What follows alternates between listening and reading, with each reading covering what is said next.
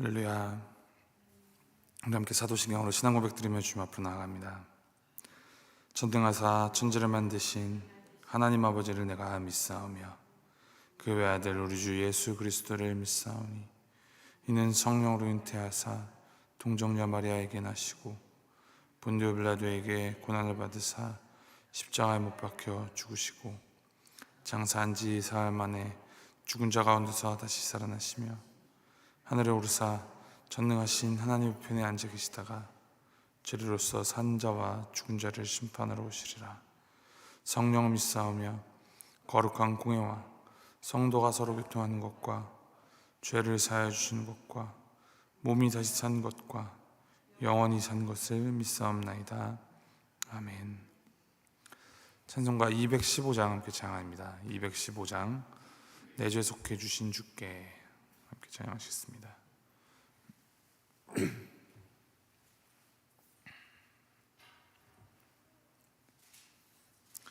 찬송가 215장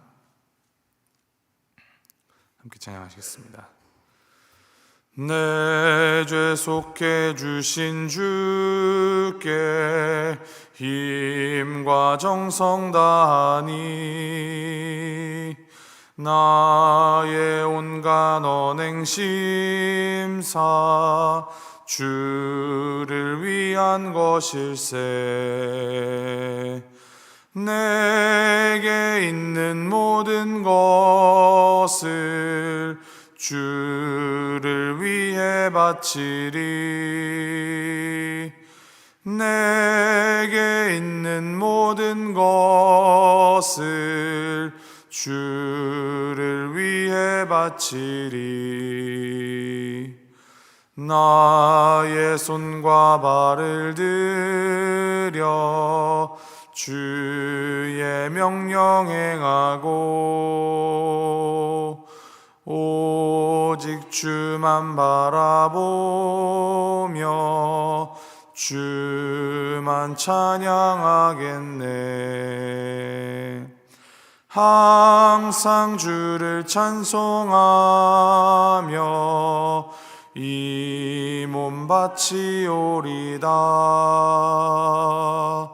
항상 주를 찬송하며 이 몸 바치오리다. 내가 주를 바라보니 나의 영혼 밝아져. 십자가를 지신 주만 항상 바라봅니다. 십자가를 바라보며 주만 따라가리라. 십자가를 바라보며 주만 따라가리라. 신기하고 놀라워라. 영광스런 왕의 왕. 나를 친구 삼아 주사 편히 쉬게 하시네. 주의 날개 보호 아래 영원한 식 얻겠네. 주의 날개 보호 아래 영원한 식 얻겠네.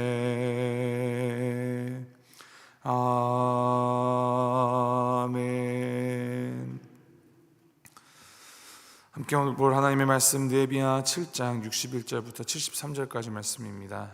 느헤미야 7장 61절부터 73절까지 말씀 한 절씩 교독하시겠습니다. 느헤미야 7장 61절부터 73절까지 말씀. 61절 말씀 제가 먼저 읽습니다. 델멜라와 델하르사와 그룹과 앗돈과 임멜로부터 올라온 자가 있으나 그들의 종족이나 계보가 이스라엘에 속하였는지는 증거할 수 없으니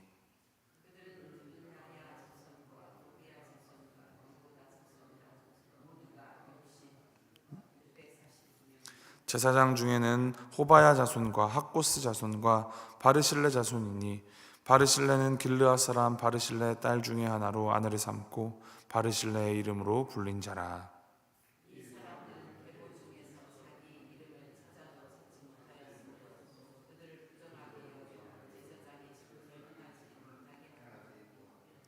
총독이 그들에게 명령하여 우림과 둠밈을 가진 제사장이 일어나기 전에는 지성물을 먹지 말라 하였느니라.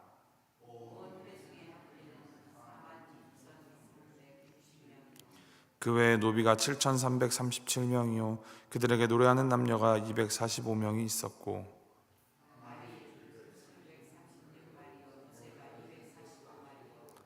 낙타가 435마리요 나귀가 6,720마리였느니라.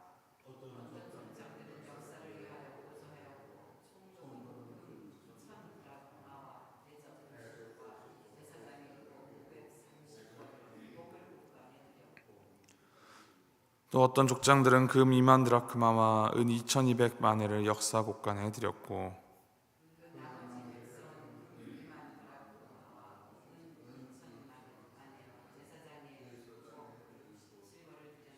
73절 함께 읽겠습니다. 이와 같이 제사장들과 레위 사람들과 문지기들과 노래하는 자들과 백성 몇 명과 느디님 사람들과 온 이스라엘 자손이 다 자기들의 성읍에 거주하였느니라. 아멘. 오늘 본문에서는 돌아온 사람들의 숫자와 예물의 숫자를 설명을 하고 있습니다. 66절부터 73절 말씀에 따르면 바벨론에서 귀환한 백성들의 합계가 총 42,360명이고 이들과 함께 노비 7,337명과 노래하는 남녀가 245명이 함께 왔습니다. 이와 더불어 이 짐승들과 많은 재물을 함께 가지고 이제 귀환을 하였습니다. 이러한 모습은 마치 출애굽을 하던 백성들의 모습을 떠올리게 합니다. 애굽에서 종으로 살아가던 이스라엘 백성이 출애굽할 때 많은 백성과 재물을 가지고 나온 것처럼 오늘 본문에서 바벨론에서 귀환하는 이스라엘 백성들은 하나님께 복을 받아 많은 백성들과 재물을 가지고 나오고 있습니다. 이렇게 7장 전체 긴 지면을 할애하면서 힘들게 이 백성들을 계보대로 적은 이유가 무엇이겠습니까? 앞선 7장 5절 말씀에 보면 느헤미야는 하나님이 내 마음을 감동하사라고 합니다. 이 하나님께서 주신 감동, 하나님께서 주신 그 지혜로 이렇게 인구조사를 행한 까닭은 새로이 이스라엘을 영적으로 또 정치적으로 재건하려 할 때 가장 중요한 문제, 누가 참 이스라엘인가의 문제를 다루려는 것입니다. 즉 이들의 정체성이 이스라엘이라는 것을 이 당사자들과 또 공동체 안에서 바로 세우기 위함입니다. 70년간의 포로 생활 이후에 귀환한 이들입니다. 이전의 예루살렘이 어떠하였고 이전에 어떻게 살았는지를 기억하는 이가 많지 않았을 것입니다. 그 가운데에서 새로운 이스라엘을 시작하려고 하는데 이것이 완전히 그냥 판을 갈아엎는 전혀 새로운 이스라엘이 아니라 그때 과거에도 계셨고 지금도 계신 하나님을 바로 섬기는 이스라엘이 되게 하여서 또 그것을 확인하고 또 앞으로 이것을 전하여 다시금 그 정체성이 흔들리지 않도록 하기 위하여 이렇게 계보를 조사하고 작성한 것으로 볼 수 있습니다. 오늘 본문 말씀 중에 눈에 띄는 구절이 있다면 61절부터 65절까지의 말씀입니다. 앞선 8절부터 시작된 명단에서는 가족별로 제사장과 노래하는 사람들, 문지기 등 이 레위 지파별로 그리고 느디님 사람들과 솔로몬의 신하들이라는 정확한 이 카테고리로 나누어서 계보를 작성하였습니다. 그런데 61절 그리고 64절에는 이렇게 기록이 되어 있습니다. 델멜라와 델하르사와 그룹과 앗돈과 임멜로부터 올라온 자가 있으나 그들의 종족이나 계보가 이스라엘에 속하였는지는 증거할 수 없으니. 또 64절입니다. 이 사람들은 계보 중에서 자기 이름을 찾아도 찾지 못하였으므로. 이런 사람들은 정확히 어느 가문에 어떤 종족에 속한 자들인지 증거를 찾을 수 없다 합니다. 이들의 소속이 불분명하다는 것 자체가 문제가 아니라 문제는 이들이 제사장직을 수행하고 있는데 계보를 확인할 수 없다는 것이 문제가 되었습니다. 하나님께서는 레위 지파 사람들만이 이 제사장직을 수행할 수 있도록 이 율법으로 정해놓으셨습니다. 포로 생활로부터 귀환한 이스라엘 사람들이 이제 성벽 재건에 힘쓰고 새로 예루살렘에서 정착 생활을 하고자 하는 이유는 하나님을 향한 신앙의 회복이었습니다. 그러기 위하여서는 율법을 정확히 지킬 필요가 있었던 것입니다. 단순히 율법을 이 문자적으로 지키기 위함이 아니라 이 신앙 공동체 안에서 이 명확한 질서와 규율을 지키고 이를 통하여 거룩함을 지켜내기 위한 부분이었다는 것입니다. 말씀을 보면 이들은 이미 제사장직을 수행하고 있었던 것으로 보입니다. 그러나 하나님을 섬기는 제사장이니만큼 확실한 혈통적인 증거가 필요하다라고 여겨졌고, 느헤미야는 이 우림과 둠밈, 즉 하나님의 뜻을 묻고 분별하는 도구들을 가진 이 제사장이 나타나기 전까지 그들의 지성물, 이 특별히 거룩하게 구별된 음식이나 예물 등을 먹지 말라라고 명령합니다. 이것은 하나님 앞에서의 순결함과 이 정확성을 유지하려는 중요한 신앙적 조치로 이해할 수 있습니다. 그만큼 하나님 앞에서 하나님을 섬기는 데에는 정성과 거룩함이 따라야 한다는 것을 기억하게 합니다. 오늘 말씀 가운데 기록된 이스라엘 백성들의 숫자와 이들이 드린 제물들을 보며 하나님께서 다양한 사람들, 다양한 계층의 사람들을 사용하여서 그의 계획을 이루신다는 것을 보게 됩니다. 숫자 자체가 어떤 상징적인 의미를 가지는 것은 아닙니다. 과거 전성기 시절인 다윗 시절이나 솔로몬 시절과 비교해 보면은 사람의 숫자도 이 모아진 재물의 양도 턱없이 작습니다. 그러나 이들의 하나님을 향한 마음과 하나님의 뜻을 따르고자 하는 그 열정과 헌신이 52일 만에 성벽을 재건하게 하였고, 바로 거기에서부터 새로운 예루살렘의 시대가 시작될 수 있었습니다. 한 가지 더 우리가 기억해야 할 것은 하나님께서 하나님의 뜻을 이루어 가시고 또 드러내시는 데에는 사람들을 사용하신다는 점입니다. 하나님은 전지전능하신 하나님이시니 어느 날 갑자기 땅이 흔들리고 솟아나서 성벽이 된다거나 하늘에서 성벽이 뚝 떨어져 내리게 하실 수 있는 분이십니다. 그러나 그렇게 역사하지 않으십니다.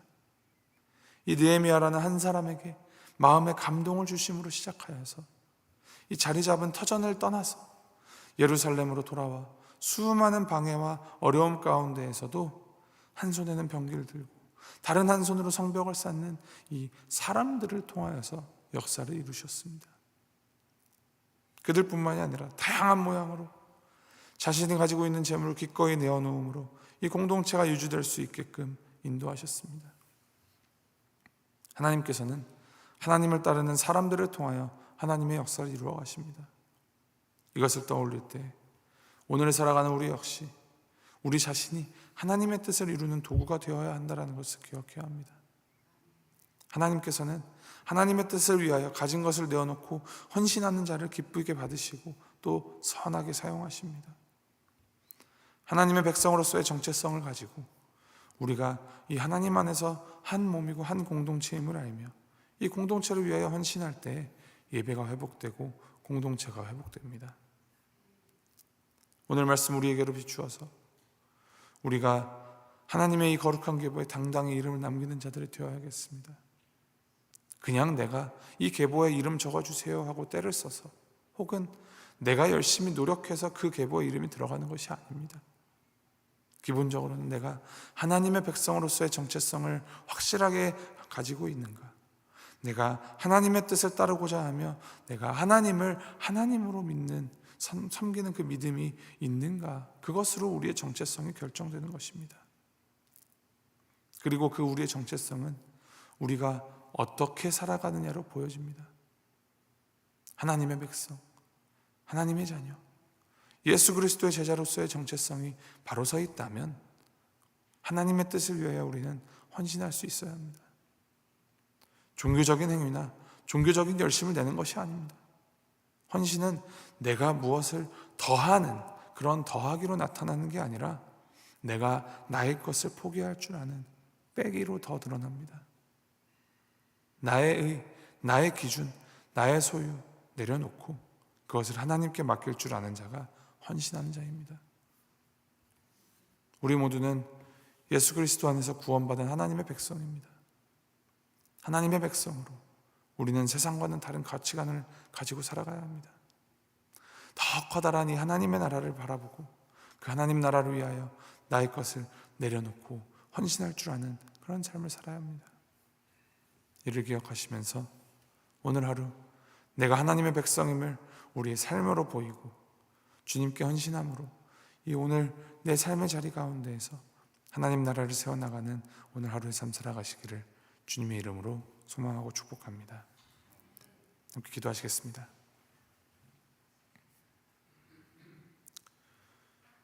하나님 아버지, 오늘도 귀한 말씀 주시니 감사드립니다. 주님 말씀을 통하여 이 신앙 공동체에 속한 하나님의 백성으로서의 정체성을 확고히 하며 하나님 안에서 질서와 거룩함을 지키고 헌신하는 삶의 그 중요성을 기억하게 하시니 감사드립니다.